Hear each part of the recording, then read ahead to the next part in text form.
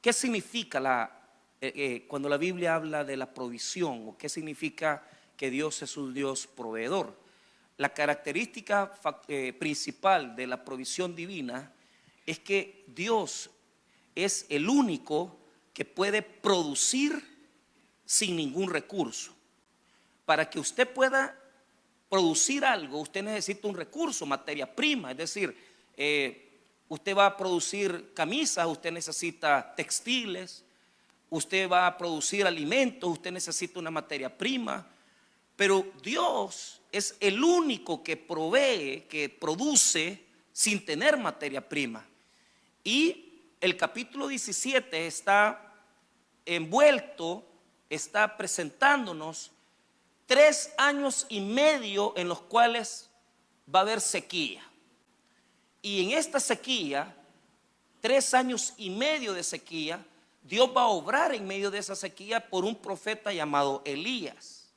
Elías o Eliahú, como en hebreo se le denomina, es un profeta que aparece sin previo aviso.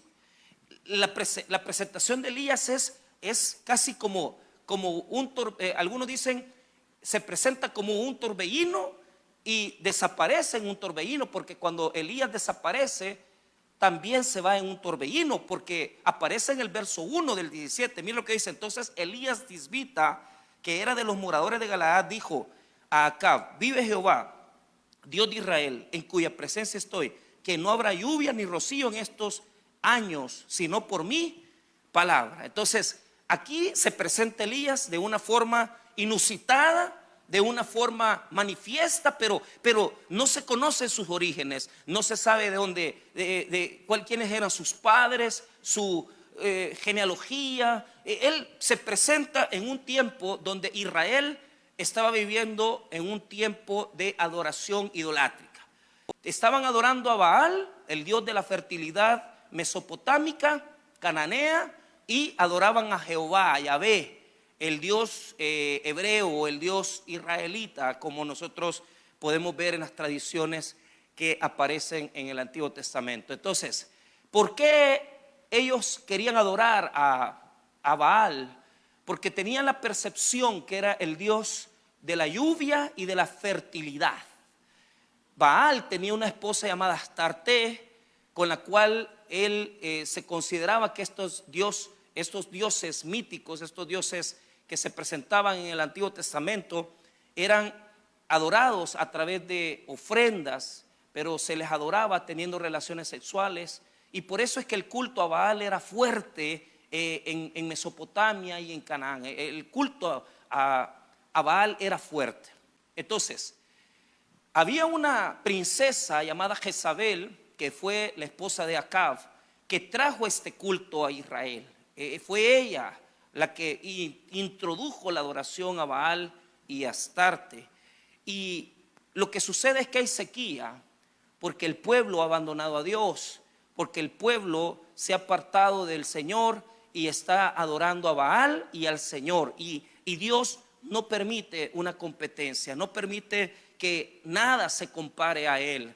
Tiene Dios que tener una exclusividad de su pueblo. Él no permite que nada compita con Él. No hay tal cosa que pueda existir si mi negocio, si mi trabajo, si mis hijos. No. El Señor demanda que su adoración sea única y exclusiva, solamente al Señor. Por eso había sequía.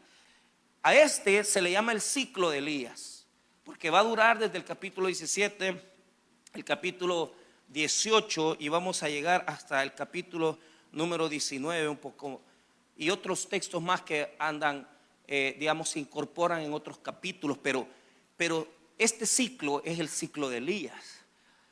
Ahora, el capítulo 17 está dividido en 4 escenas diferentes. El versículo 1 hasta el versículo número 7 se titula el arroyo de Querit. El arroyo de Querit. ¿Por qué? Porque cuando hay sequía en la tierra, Dios le da una orden a su profeta y le dice: Elías, ve a Querit y ahí te voy a sostener usando agua del arroyo y voy a mandar cuervos que te alimenten. La palabra en hebreo cuervos es una palabra que ha dado mucho de qué hablar, oribín, porque algunos dicen que hasta pueden ser personas. La verdad, yo prefiero pensar que eran cuervos que alimentaban a Elías, porque desde ahí se comienza a ver la provisión de Dios.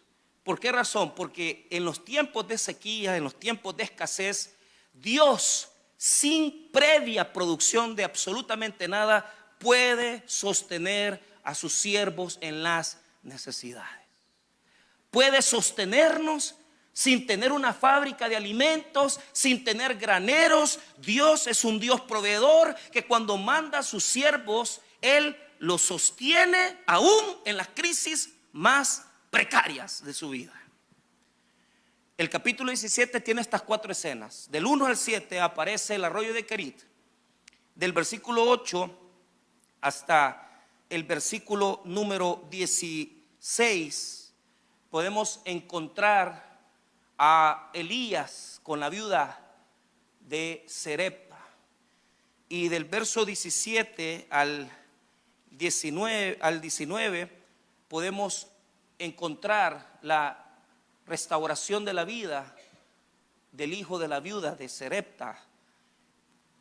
Aparecen divididas de esa manera, y una última parte que aparece como una conclusión del verso 20 hasta el 24, ¿verdad? Son 4 diferentes presentaciones. Pero para efectos de nuestra enseñanza de hoy, solo vamos a ver la segunda, que se refiere a la viuda de Sarepta. Muy bien. Veamos esto del verso 7 y 8. Pasado algunos días, se secó el arroyo, porque no había llovido sobre la tierra. Se secó el arroyo, fuente de vida, fuente de producción.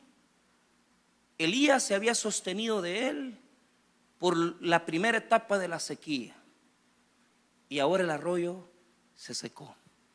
Yo escuché y leí unos libros del doctor Chuck Swindoll, en donde él relata la historia de Elías, y él le llama esto el silencio.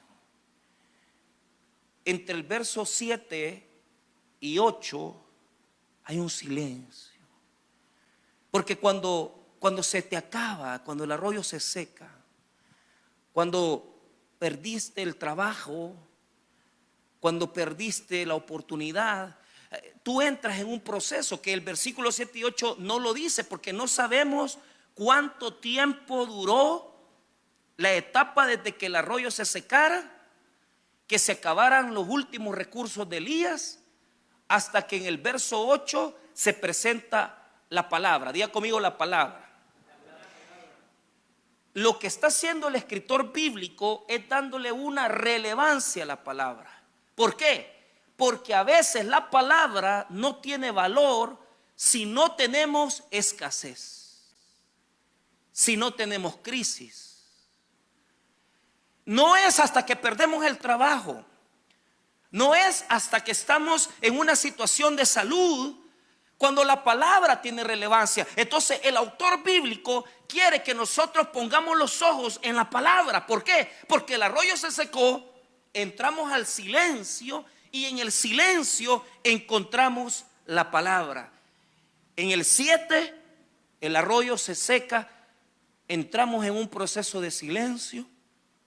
Incluso Swindoll dice que es la solitud, dice él, la solitud, porque es el cristiano necesita pasar tiempos de silencio, como cuando Dios no dice nada, como que Dios no está obrando, como que Dios no está haciendo algo por nosotros.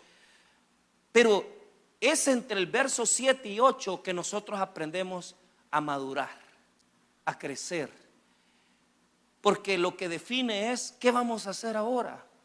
Vamos a viajar a Estados Unidos, nos vamos a tocar puertas para que nos den otro empleo, vamos a irle a pedir un trabajo a una persona, pero Dios nos dice, no, espera la palabra. La palabra es la que toma relevancia en los tiempos de necesidad. La palabra es la que toma relevancia en los tiempos de escasez. La palabra es la que toma relevancia en los tiempos de problemas familiares. No hagas más. No busques, porque una de las características de Elías es que él no se movía si Dios no le daba las órdenes. Y muchos de nosotros erramos porque inmediatamente vemos que hay escasez, comenzamos a movernos. El pastor Armando Bernabé Platero, pastor del Tabernáculo de San Vicente, siempre nos enseñó eso. Los que tuvimos oportunidad de conocerlo, él decía, miren, decía él, a los siervos de Dios, Dios los mueve, decía. Pero yo siempre escuchaba eso. ¿Qué querrá decir eso, que a los siervos de Dios, Dios los mueve? Es que a los siervos de Dios los mueve la palabra de Dios. No debemos de movernos si la palabra no ha llegado. No debemos de divorciarnos si la palabra no ha llegado. No debemos de tomar una decisión de cerrar una etapa si la palabra no ha llegado a nuestras vidas. Si la palabra no aparece, yo no me muevo. Si la palabra no aparece, yo no me caso. Si la palabra no aparece, yo no me separo. Si la palabra no aparece, yo no me muevo. Porque nosotros, los siervos de Dios y las siervas de Dios, no nos movemos por los impulsos, no nos movemos por las emociones, no nos movemos por lo que sentimos, nos movemos por la poderosa palabra de Dios.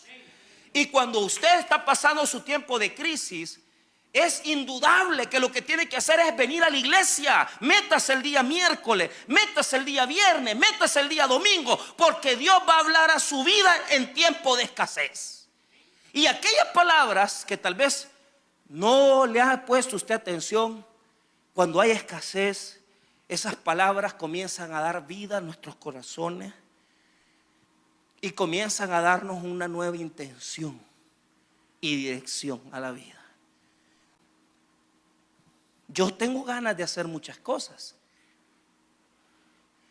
Yo le decía a mi esposa, mira, es necesario es necesario que cambiemos la niña de colegio, lo hacemos sí o no. Yo le dije antes, si Dios no habla, si Dios no nos mueve, no lo hacemos. Porque no quiero toparme en una situación en donde si Dios no me dice, Dios no me ordena, yo no lo hago. Pero si yo me dejara guiar por mis emociones, o si me dejara guiar por lo que siento, por lo que pienso, yo ya lo hubiera hecho. Pero cuando hemos pasado por situaciones difíciles, lo único que me ha sostenido es la palabra de Dios. Deje que la palabra lo guíe. Si el arroyo se secó, no se mueva hasta que Dios hable. Si el arroyo se secó, no se mueva hasta que Dios lo oriente. Entonces, no piense usted que Dios va a proveer si usted se anda moviendo. ¿Qué pasó cuando Abraham por fin comenzó a salir de Ur de los Caldeos y se fue a meter después a Egipto? Encontró hambre. ¿Por qué? Porque cuando él recibió la palabra no obedeció. Hay personas que Dios les habla en un momento oportuno y no le hacen caso y después van a encontrar hambre. Hay personas que se mueven sin orar, sin presentar su petición ante Dios, sin decir, Señor, aquí está esta situación, ¿qué hago?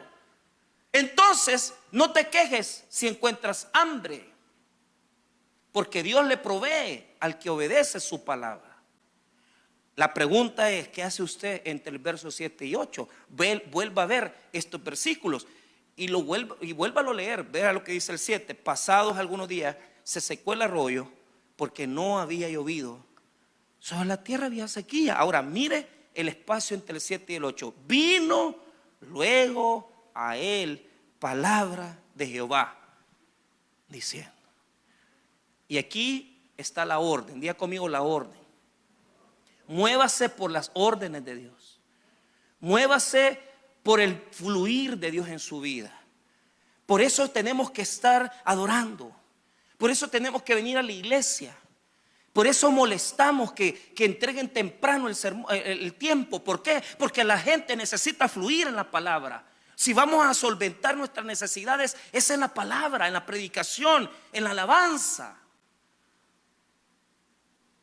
Y mire la orden que Dios le da a Elías. Las órdenes de Dios muchas veces vienen envueltas en sus envoltorios, son a veces incomprensibles. Si Dios te ha dado una palabra incomprensible, así obra Dios. Dios a veces te va a mandar a hacer cosas absurdas. Dios te va a mandar a hacer cosas que tú dices, ¿y cómo lo hago? No lo puedo hacer. Pero es que Dios es así. Dios nunca pide cosas lógicas. Dios nunca pide cosas que nosotros no va a ser sencillo el entregarlo. Siempre va a ser algo que para nosotros es más allá de nuestras capacidades muchas veces. Entonces vea lo que le dice Dios a Elías. Mira lo que dice el 9. Levántate, vete a Sarepta de Sidón y mora ahí. He aquí, yo he dado orden allí a una mujer viuda que te sustente. Momento. Dos cosas. Ir a un lugar. Porque la pregunta es, ¿dónde está esa Sarepta? Sarepta está en Fenicia. Y Fenicia es el territorio de Baal. Entonces Elías tiene que ir al territorio de otro Dios, donde gobierna otro Dios.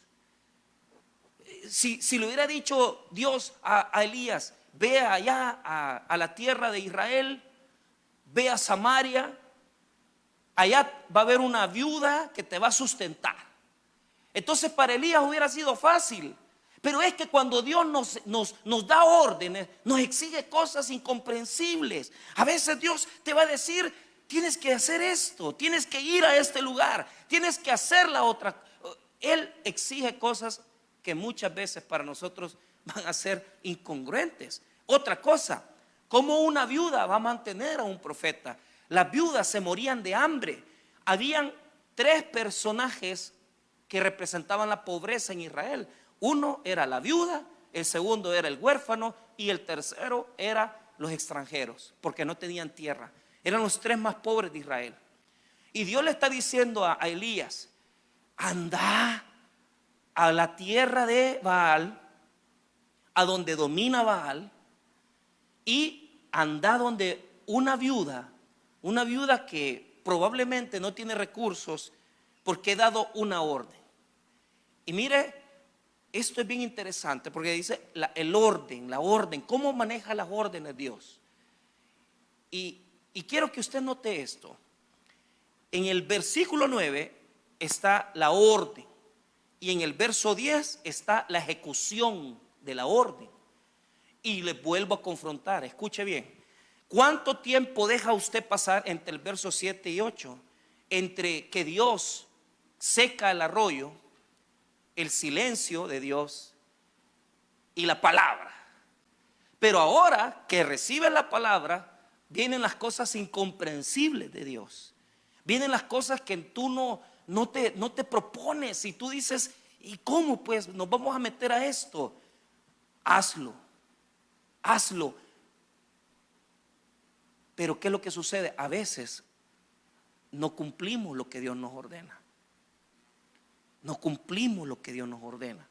Entonces el versículo está construido de tal manera que nosotros establezcamos, porque podemos recibir las órdenes de Dios, pero si no las ejecutamos al pie de la letra como Él nos lo ha dicho, podemos vernos en situaciones críticas también.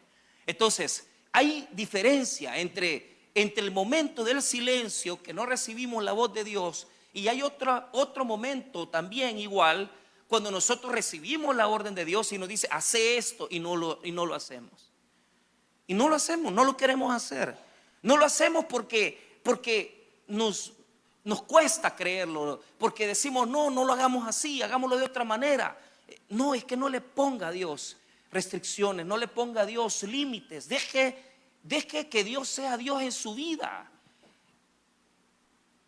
Y deje que Él lo oriente de manera que usted no sea el que vaya guiando las cosas, sino que sea Él guiando las cosas. Ahora, vea la ejecución de la orden, verso número 10. Entonces él se levantó y se fue a Sarepta. ¿Por qué se levantó rápido? Se levantó rápido porque hay hambre, hay hambre. Cuando hay necesidad, usted obedece rápido. Si usted en esta noche está y dice, mire, yo este tiempo estoy viviendo lo de escasez, es que es por eso, porque si no hay escasez o hay a veces crisis, no oímos la voz de Dios, no escuchamos la voz de Dios. A veces es necesario que Dios nos encierre en ciertas circunstancias para que nosotros obedezcamos. A Elías no le quedó otra razón más que solo, bueno, estoy aguantando hambre, se me acabaron mis recursos, pues entonces Dios dice, ve a Sarepta, pues vamos a Sarepta. Y él se levantó, y el verso es fuerte en decir se levantó y se fue a Sarepta. Ejecutó la orden de Dios. Esperó el silencio, Dios habló y en el silencio Dios habló y le dijo, ve a este lugar porque yo he dado orden, y eso quiero que usted lo vea. Vea lo que dice. Mire el versículo número 10 en la segunda parte. Y cuando llegó a la puerta de la ciudad, he aquí una mujer viuda que estaba ahí recogiendo leña, y él la llamó y le dijo, te ruego que me traigas un poco de agua en un vaso para que beba. Vaya. ¿Con qué se topó Elías? Con que esta mujer que estaba ahí estaba recogiendo pedazos de leña, madera para hacer fuego. ¿Qué significa? Significa que era pobre. Bueno, Señor, posiblemente Elías pensaba, voy a ir a Sarepta y has preparado una mujer viuda pero con dinero. No, una pobre viuda que no tiene quien le ayude, y por eso ella está yendo a recoger la madera y está viviendo en escasez. Bueno, dijo Elías, me mandaste aquí, es pobre, pues sí, entonces, pero ¿qué es lo que hace Elías? Aquí está la prueba de la disposición, y esto quiero que lo entienda. La orden que Dios ha dado es tocar el corazón de la mujer para que cuando Elías le pida el vaso de agua, ella le responda y que vaya a recoger. Estamos en escasez, estamos en necesidad, no hay agua. Y entonces en ese momento, cuando la mujer le dice Elías a la mujer, dame un vaso de agua, ella podría haber dicho, ¿cómo vas a creer? Si mirá la gran pobreza que estamos viviendo, mirá la gran escasez que estamos viviendo. No, pero ella puso disposición. Ella puso disposición de corazón, porque fue a traer el vaso de agua. Pero vea, cuando la viuda comienza a caminar para ir a traer el vaso, en ese momento le dice Elías, y de un solo, ahora que vas a traer el vaso de agua, tráeme pancito y tráeme un pedacito de pan porque tengo hambre. Mire lo que le dice en la segunda parte, te ruego que me traigas un poco de agua en un vaso para que beba. Mire el verso 11, y yendo ella para traérsela, él la volvió a llamar y le dijo, te ruego que me traigas también un bocado de pan en tu mano. O sea, vaya, ya probé que sos dispuesta, que tienes disposición, pero además de traerme el vasito con agua, tráeme de un solo un bocado de pan porque tengo hambrita, le dijo. Y ella iba bien mandada y a traer el vaso de agua, y le dijo, mira, párate, tráeme de un solo una hamburguesa, tráeme de un solo alguito de allá adentro. Y ahora Elías se da cuenta de algo peor. O sea, no solamente era pobre, sino que era re pobre. Mire lo que dice el verso 12. Y ella respondió, vive Jehová tu Dios, que no tengo pan cocido, solamente un puñado de harina tengo en la tinaja y un poco de aceite en una vasija. Y ahora recogía 2 leños para entrar y prepararlo para mí y para mi hijo, para que lo comamos y nos dejemos morir. No, hombre, si Elías se quedó, no, hombre, Señor, mira dónde me mandaste. Si es, o sea, el escritor bíblico nos está presentando la extrema necesidad. Porque eso es lo que tenemos en la cabeza muchas veces. Muchas veces el versículo 12 está incrustado en nuestras mentes y decimos, no hombre, si yo ni tengo pisto y vas a creer que pidiéndome fulano yo ando acabado. Es que es como habla la necesidad. Nunca tengo pisto, nunca tengo para esto, nunca tengo lo otro. Es más, mañana quizás de hambre nos vamos a morir. Esa es la voz de la necesidad. Esa es la voz de la crisis. O sea, estaba en una situación tan crítica que tenía poquita harina y poquito aceite, y ella había salido porque iba a preparar el último bocado de pan para dejarse morir con su hijo. Ella era viuda y tenía un huérfano a cambio, a cargo, porque incluso no tenía padre el muchacho. Había muerto su esposo. Y Elías pudo haber dicho, Señor, ¿y por qué me mandas a ese lugar? ¿Y por qué me mandas a esta situación? Pero lo que yo quiero es que usted vea la provisión de Dios y la escasez extrema, la necesidad extrema. La harina y el aceite, queda poco en la vasija, queda poco ahí. Pero Dios, que está representado en el profeta, viene a traer algo sumamente diferente. Y esto es algo que yo le quiero mostrar.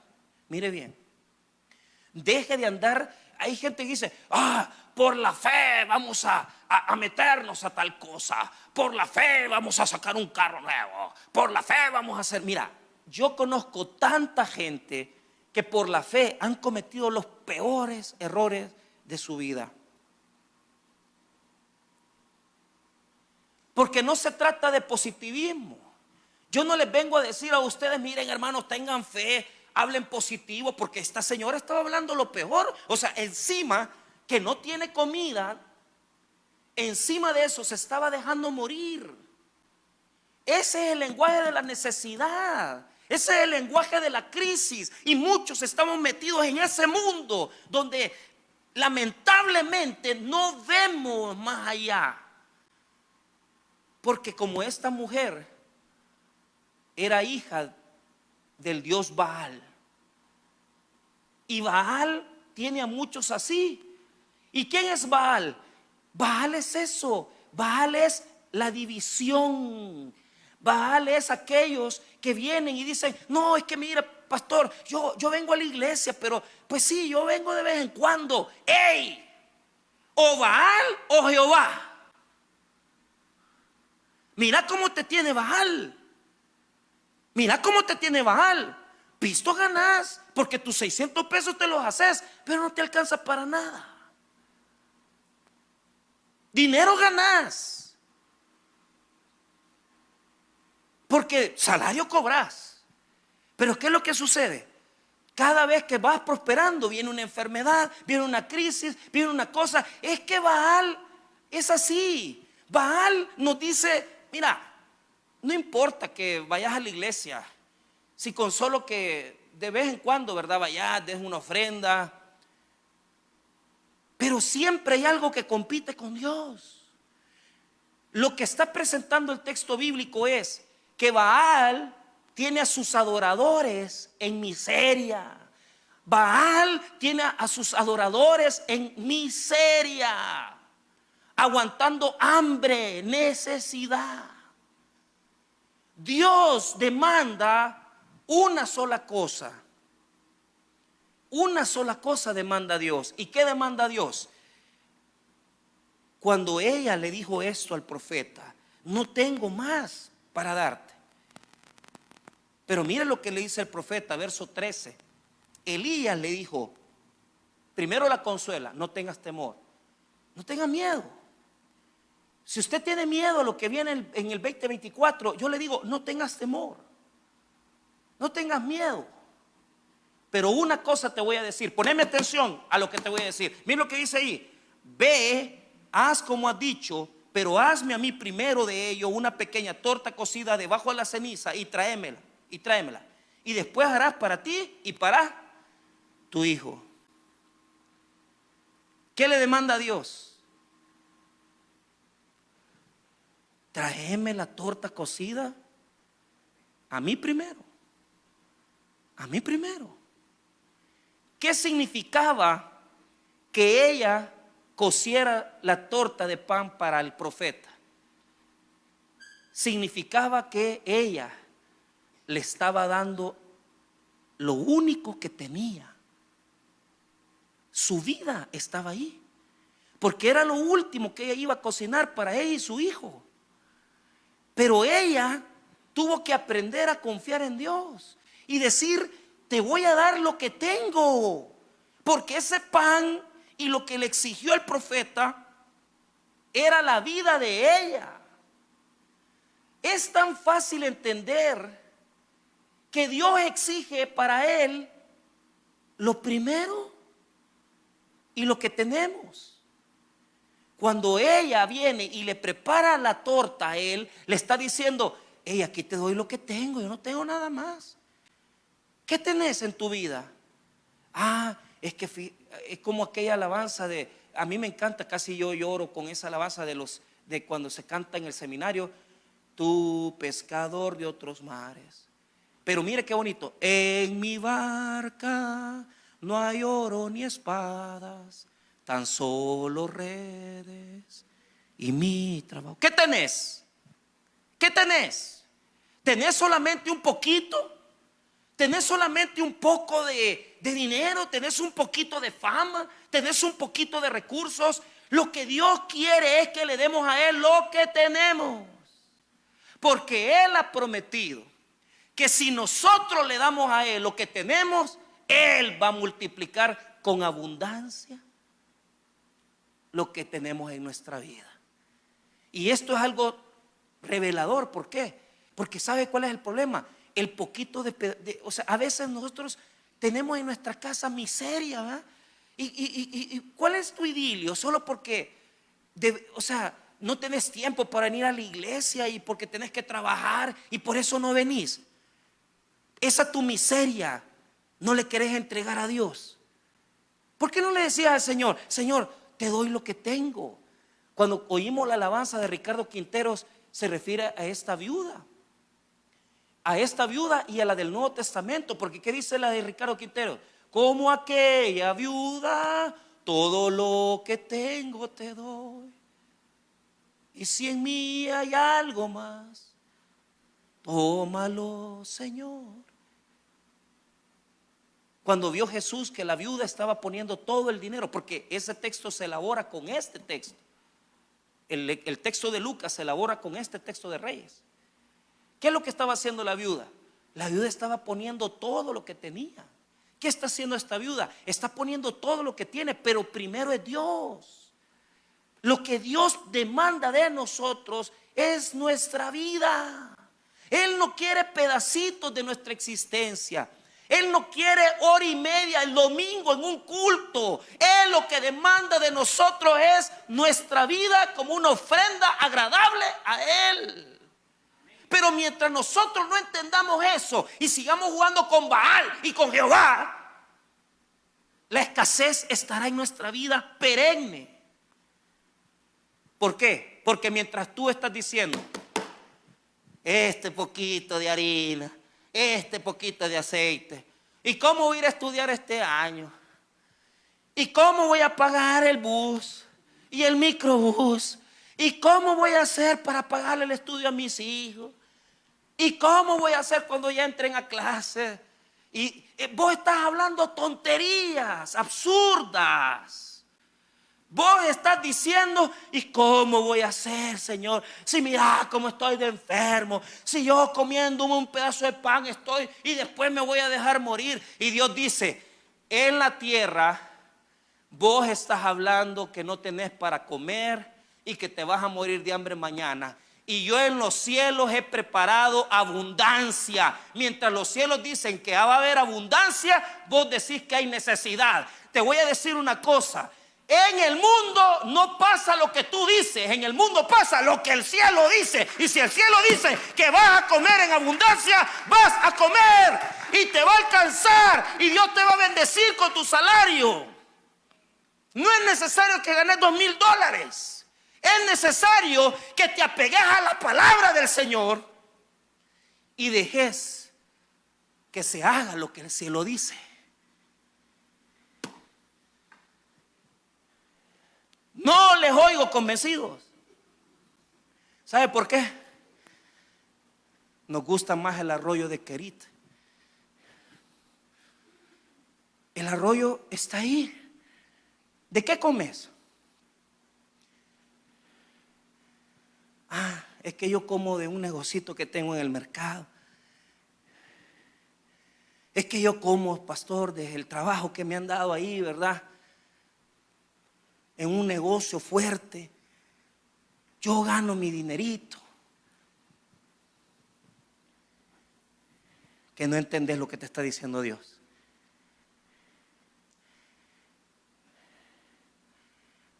Vos estás sacando tu comida de tu trabajo. Estás sacando tu comida de donde te han dado tu empleo. Pero es que las necesidades no solamente es comer. La necesidad no solamente es vestirse. La necesidad es que necesitamos salud. Necesitamos respirar. Necesitamos vivir en paz en la familia. ¿Qué quiere decir? Óigame bien, la necesidad no solamente es comer, vestirse y beber. Las necesidades son muchas. Necesidad de salud. ¿De qué sirve que usted tenga una cuenta de 20,000 pesos si usted anda muriéndose? ¿De qué sirve tener un carro bonito si usted ni puede manejarlo porque ya no le funcionan las tabas? ¿De qué sirve?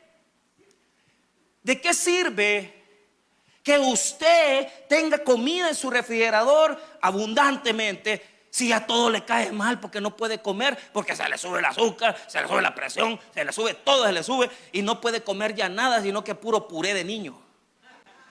Es que las necesidades son muchas. Necesitamos amor, necesitamos salud, necesitamos paz, necesitamos vida, necesitamos respirar. Y lo que tú no entiendes es que allá por estar trabajando, que allá por estar sacando el trabajo de última hora, no venís al culto. Deja de estar cuidando el arroyo de Querit, porque la bendición del Señor, oíme bien, mientras vos estás cuidando tu arroyito y que te siga tirando agüita, Dios dice, vos estás rechazando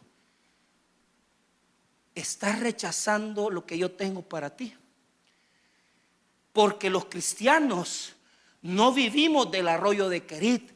Los cristianos vivimos de la palabra de Jehová. La palabra es la fuente de vida eterna. La palabra es lo que nos satisface. La palabra es lo que nos sostiene. La palabra es la que nos da vida. La palabra es la que nos da fortaleza. Vos cuidando el arroyo de Querit, ¿por qué no venís al culto? Cuidando arroyito, va. Ay, que el arroyito, el arroyito. Hay una canción de Fonseca, eres mi arroyito, dice. Si es que los arroyitos se acaban, pero la palabra de Jehová permanece para siempre. No hay comparación. Pero conozco un montón de gente que prefiere seguir cuidando el arroyo de Querit. Y Dios dice, ya movete de ahí, papito. Yo tengo para vos una palabra. Tengo para vos vida. Tengo para vos salud. Tengo para ti consuelo. Tengo para ti fortaleza. Pero no quieres oír mi voz. A veces Dios nos tiene que quitar el arroyo para que escuchemos su voz. Pero ahora les digo esto con toda sinceridad. La palabra de Dios nos nutre. La palabra de Dios nos fortalece. La palabra de Dios nos da vida eterna. La palabra de Dios nos orienta, nos guía. ¿Qué le dijo Pedro a Jesús? ¿A quién iremos? Si solo tú tienes palabra de vida eterna. Y usted buscando la bendición, ¿a dónde? ¿A dónde busca la bendición?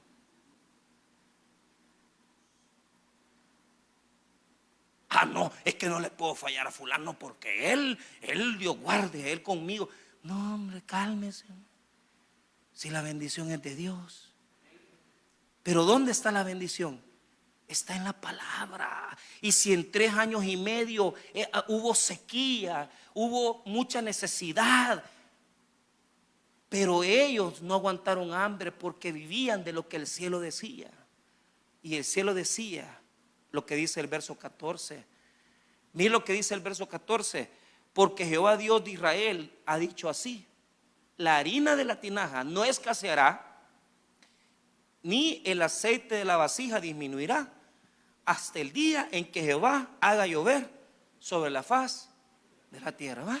Dios ya dijo. Esa es la palabra que Dios ha dado. Es una promesa. Pero mire cómo se cumplió la promesa. Vea lo que dice el versículo número 15. Ella obedeció, le dio al profeta lo primero y lo único que tenía. Verso 15 y 16. Entonces ella fue e hizo como le dijo Elías, y comió él y ella y su casa muchos días. Pero vea el 16, ahí está el cumplimiento de la promesa. Y la harina de la tinaja no escaseó, ni el aceite de la vasija menguó, conforme a la palabra que Jehová había dicho por Elías. ¿Qué nos quiere mostrar este texto? Que la fuente de vida eterna es la palabra de Dios, no es el arroyo de Querit. Y les hago una reflexión. En nuestra vida, en nuestro corazón, ¿qué es lo que compite con Dios? ¿Qué es lo que necesitamos apartar de nuestra vida para poder confiar plenamente en la palabra? No deje pasar la oportunidad. No deje sus cultos. No deje de adorar a Dios, porque el sustento de nuestra vida es el Señor. ¿Qué exige Dios? Exige que le demos lo que tenemos en nuestra vida. Exige que le demos a Él lo mejor de nosotros. Tal vez en esta noche no tienes mucho, pero Dios lo único que te exige es que le entregues tu vida a Él. Pero esto sí te voy a decir: la palabra nunca te va a defraudar, porque el que confía en la palabra, Dios no lo va a dejar avergonzado, y Dios te va a bendecir, y la provisión de Dios abundará todo el 2024, porque el Señor nos provee y nos bendice por su palabra. Vamos a orar. Padre, gracias por tu palabra, gracias por tu misericordia, gracias por mostrarnos, Señor, que la fuente de bendición eres tú. Si en esta noche hay alguna persona que no tiene a Cristo, hay alguien aquí que no tiene a Jesús en su vida y que necesita recibir al Señor. ¿Habrá alguna persona que necesita recibir a Cristo?